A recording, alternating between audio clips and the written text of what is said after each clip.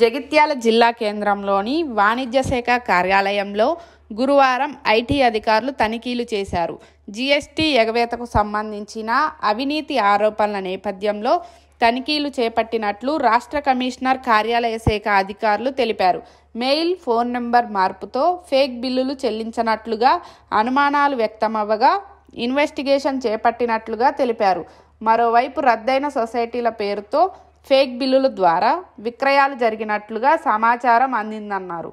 అయితే గతంలో ఓ ఆడిటర్ దగ్గర పనిచేసిన వ్యక్తి ఈ స్కామ్లో కీలక సూత్రధారిగా సుమారు 25 కోట్లకు పైగా పన్ను ఎగవేతకు పాల్పడినట్లు అధికారులు తెలిపారు.